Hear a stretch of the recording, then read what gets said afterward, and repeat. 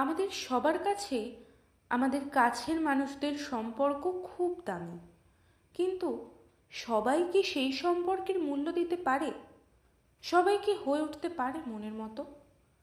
তা সে নিজের ভাই হোক, বোন হোক, বা অন্য কেউ। কিন্তু সব সম্পর্কের বন্ধন কি আমরা চাইলেই ধরে রাখতে পারি, নাকি সেই চেষ্টা দুদিক থেকেই হওয়া উচিত? আবার সেই সম্পর্কের চির জোড়া লাগাতে কাউকে আসতে হয়। আজ গল্প সম্ভারে শুনুন শরৎচন্দ্র চট্টোপাধ্যায়ের গল্প পরেশ, শুধুমাত্র আপনাদের জন্য। মজুমদার বংশ বড় বংশ। গ্রামের মধ্যে তাদের ভারী সম্মান। বড় ভাই গুরুচরণ এই বাড়ির কর্তা। শুধু বাড়ির কেন, সমস্ত গ্রামের কর্তা বললেও অত্যুক্তি করা হয় না। বড় লোক আরও ছিল, কিন্তু এতখানি শ্রদ্ধা আর ভক্তির পাত্র শ্রীকুঞ্জপুরে আর কেউ ছিল না। জীবনে বড় চাকরি কখনো করেননি। গ্রাম ছেড়ে অন্য কোথাও যাওয়ার জন্য সম্মতি হলেও সেটা দুষ্প্রাপ্য হতো না। কিন্তু প্রথম জীবনে সেই যে একদিন অনতি দূরবর্তী জেলা স্কুলের মাস্টারিতে ঢুকেছিলেন, আর এই শিক্ষালয়ের মায়া কাটাতে অন্য কোথাও যেতে ইচ্ছে হয়নি তার। এখানে 30 টাকা বেতন 50 টাকা হয়েছিল, আর তারই অর্ধেক 25 টাকা পেনশনে বছর 3 হলো তিনি অবসর গ্রহণ করেছেন। পৃথিবীতে আজও হয়তো টাকাটাই একমাত্র বড় পদার্থ নয়। তা না হলে বিবাদ মেটাতে, সালিশ করতে, নিষ্পত্তি করতে বা দরাদরির বিচার করতে তার আদেশেই শ্রীকুঞ্জপুরের সর্বমান্য বস্তু থাকতে পারত না। তার অপরিসীম স্বধর্ম নিষ্ঠা, চরিত্রের দৃঢ়তা এবং অবিচলিত সাধুতার সম্মুখে সকলেই সসম্ভ্রমে মাথা নত করত। বয়স 60-এর কাছাকাছি। কেউ চরিত্র, সাধুতা বা ধর্মের বাড়াবাড়ি করলে 10-20 খানা গ্রামের লোক তামাশা করে বলতো, ইস, এই যে একেবারে গুরুচরণ। গুরুচরণের স্ত্রী ছিল না, ছিল একমাত্র পুত্র বিমল। জগতে অদ্ভুত বলে হয়তো কিছু নেই, তা না হলে এত সর্বগুণ সম্পন্ন পিতা এত বাজে সর্বদোষ সম্পন্ন ছেলে কি করে যে জন্মগ্রহণ করল তা ভগবানই জানেন। যাই হোক, পুত্রের সঙ্গে পিতার সাংসারিক বন্ধন ছিল না এটা বললেই চলে, কিন্তু তার সকল বন্ধন গিয়ে পড়েছিল ভাইয়ের ছেলে পরেশের উপর। হরিচরণের বড় ছেলে যেন তার নিজের ছেলে। পরেশ MA পাশ করে আইন পড়ছে। তাকে বর্ণ পরিচয় থেকে আরম্ভ করে আজ পর্যন্ত সমস্ত পড়া তিনিই করে আসছেন। বিমল যে কিছু শিখল না, এ দুঃখ তার পরেশ থেকেই মিটেছে। ছোট ভাই হরিচরণ এতদিন বিদেশে সামান্য চাকরিই করছিল। হঠাৎ লড়াইয়ের পরে কি জানি কেমন করে সে বড় লোক হয়ে চাকরি ছেড়ে বাড়ি চলে এসেছে। এখানে এসে লোককে চড়া সুদে টাকা ধার দিতে লাগলো। স্ত্রীর নামে একটা বাগান কিনে নিল, আরও দু একটা কি কাজ করলো, যাতে তার টাকার গন্ধ অন্তত 5-7 খানা গ্রামের লোকের নাকে পৌঁছতে বেশি সময় নিল না। গ্রামের বুক চিরে কুয়াশা সরছে। মজুমদার বাড়িতে আজ এক অন্যরকম কুয়াশা জ্বলছে, স্বার্থের কুয়াশা। গুরুচরণ বাবু একা বসে ভাবছেন তাঁর জীবনের কথা। এমন সময় ছোট ভাই হরিচরণ পা টিপে টিপে প্রবেশ করে। দাদা, বলছি তামাকটা কি বদলে দেবো? ধোঁয়াটা কেমন যেন পাতলা হয়ে আসছে। না রে হরি, ধোঁয়া ঠিকই আছে। বল, সকালেই তোর আগমনের কিছু বিশেষ আছে বলে মনে হচ্ছে। আজ্ঞে দাদা, বিশেষ কিছু নয়।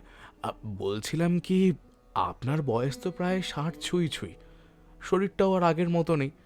আর মেজ বউঠান, ওনার সাথে ছোট বউ নিত্য অশান্তি লেগেই আছে। তা আমি ভাবছি যে জঞ্জাল বাড়িয়ে লাভই বা কি বলুন তো? ঘরদোর আর বিষয় আশয়গুলো যদি একটু ওই ভাগযোগ করে নিতাম, তবে ওই আপদ চোখে যেত আর কি।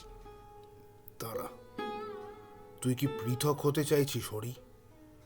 আমাদের এই একান্নবর্তী পরিবারটা কি তবে আজ এই ইট পাথরের ভাগ হবে?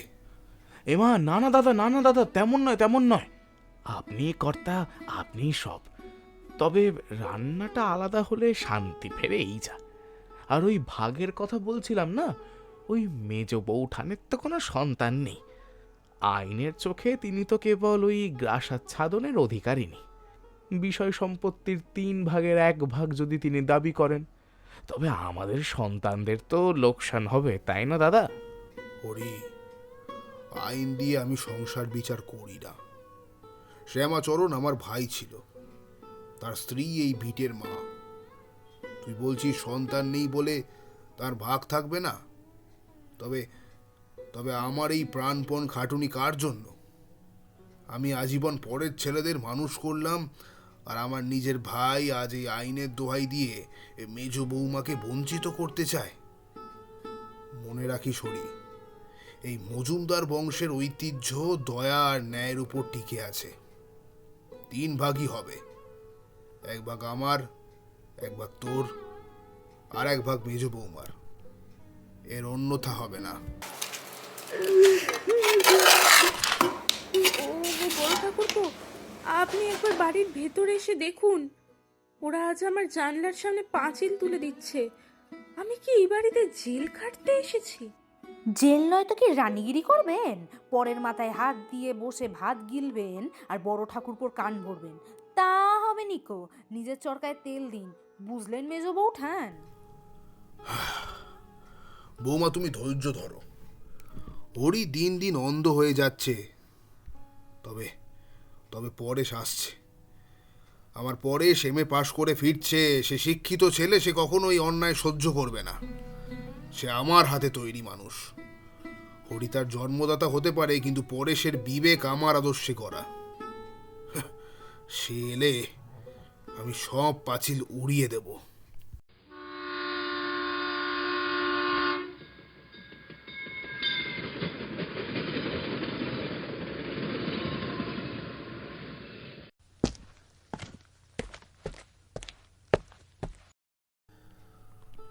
পরেশ এলো, কিন্তু সেই পরেশ যেন এক মরীচিকা। গুরুচরণের সমস্ত ভালোবাসার অহংকার আজ যেন বন্ধ দরজার সামনে গিয়ে আছড়ে পড়ল।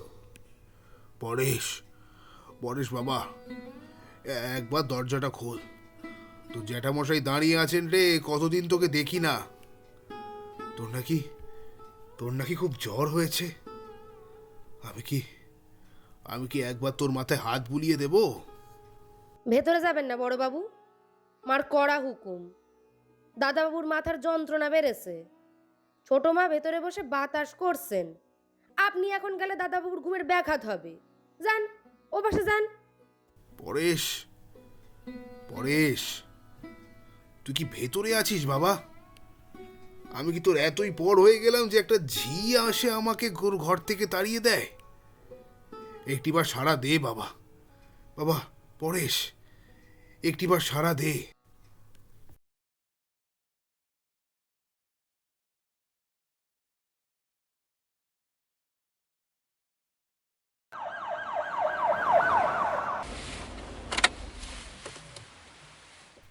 গুরুচরণ বাবু, আপনার ছেলে বিমল ডাকাতি করে পালিয়েছে।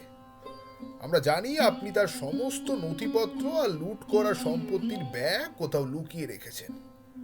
এবার আপনি কি স্বেচ্ছায় দেবেন নাকি আমরা বাড়ি সার্চ করব? কোনটা? দারোগা বাবু, আমি শিক্ষক। আমি কোনো দিন অন্যায়কে প্রশ্রয় দিইনি। বিমল বিপথে গেছে তার জন্য আমি লজ্জিত, কিন্তু কিন্তু আমার কাছে তার কোনো অবৈধ সম্পত্তি নেই। আপনি মিথ্যে বলছেন জ্যাঠামশাই। দারোগা বাবু, এই নিন সেই ব্যাগ।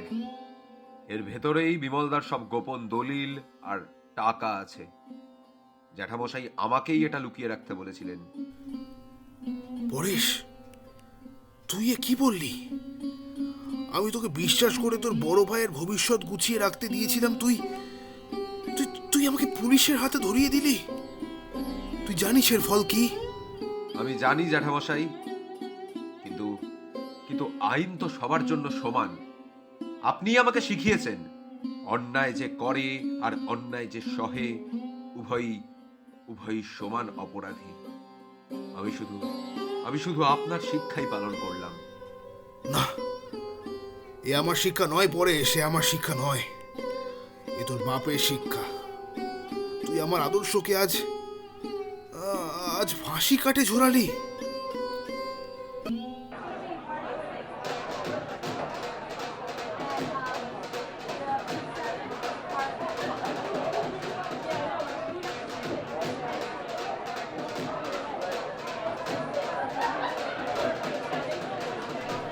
একদা আদর্শের পাহাড় হরিচরণ মজুমদার আজ ধুলোয় দুটো পুটি খাচ্ছেন।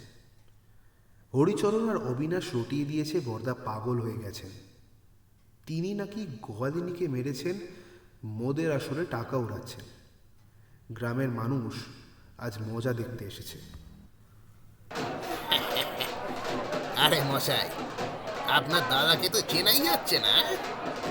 কামারদের খ্যামটা নাচে উনি তো আসল মাতব্বর। ছি ছি ছি গুরুচরণ বাবু, শেষে মদ্যপানের আসলে নাচ দেখছে না। কি করবেন ভাই, কপালে কষ্ট ছিল। বিমলের শোকে বড়দার মাথাটা পুরো গেছে। তুই পরেশ, তুই একবার গিয়ে ওনাকে বুঝিয়ে নিয়ে আয় তো, বড্ড কেলেঙ্কারি হচ্ছে। জ্যাঠামশাই, ছি ছি ছি ছি, আপনি আপনি এখানে এই নিচু তলার আসরে আপনি নাচ দেখছেন? চলুন চলুন বাড়ি চলুন জ্যাঠামশাই, লোকে হাসছে। দয়া করে আপনি বাড়ি চলুন। হাসি হাসুক না রে পরেশ, সবাই তো হাসছে। হরি হাসছে, ছোট বউ হাসছে। তুইও তো সেদিন পুলিশ ডেকে বেশ হেসেছিলি। ওই পাঁচিল ঘেরা নরকের চেয়ে মাতালদের আসর অনেক বেশি সৎ রে পরেশ। এখানে অন্তত কেউ পিঠে ছুরি মারে না। আমায় আমায় মাফ করুন জ্যাঠামশাই, আমি বুঝেছি আমি আপনার শিক্ষার মর্যাদা রাখতে গিয়ে আপনার হৃদয়টাকে খুন করেছি। না না, আমি আর ওই বাড়িতে ফিরবো না। আমি আর হরিচরণ মজুমদারের ছেলে হয়ে থাকতে চাই না আমি। তুই কি বলছিস পরেশ? আমি সব ছেড়ে আপনার সাথে চলে যাব। এই মজুমদার বাড়ির ইট পাথর ওরা নিয়ে যাক,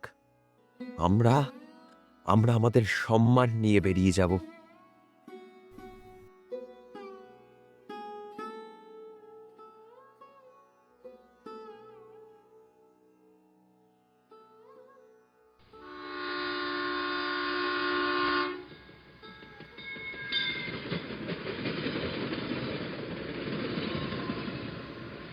পরেশ আর গুরুচরণ দুজনে মিলে বেরিয়ে পড়লেন এক নতুন অজানার পথে।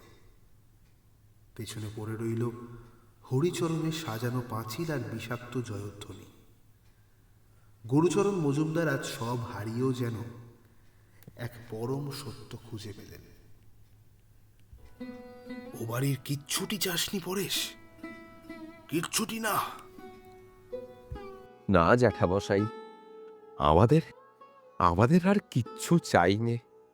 আপনি আছেন আর আমার এই দুই হাত আছে। চলুন জ্যাঠামশাই। শুনছিলেন শরৎচন্দ্র চট্টোপাধ্যায়ের লেখা পরেশ। গল্পে পরেশের ভূমিকায় তদত্ম, হরিচরণের ভূমিকায় সৌমিক, ছোট বউ মানে আমি বসুন্ধরা, মেজ বউ দিশা, বাড়ির ঝি অঙ্কিতা, দারোগা অবিনাশ, গুরুচরণ ও গল্পের পাঠ্যে শুভজিৎ, পোস্টার ডিজাইন অর্ঘ্য, সাউন্ড ডিজাইন কনদ, স্ক্রিপ্ট তদত্ম এবং সমগ্র পরিকল্পনা ও পরিচালনায় ঐশী। গল্পটি ভালো লেগে থাকলে অবশ্যই শেয়ার করুন আপনাদের প্রিয়জনদের সাথে, সাবস্ক্রাইব করুন আমাদের চ্যানেলটি এবং বেল আইকনটি প্রেস করতে ভুলবেন না একদম। আমরা আবারও খুব শীঘ্রই ফিরে আসবো আপনাদের কাছে এরকম অনেক সুন্দর সুন্দর গল্প নিয়ে। ততদিনের জন্য ধন্যবাদ।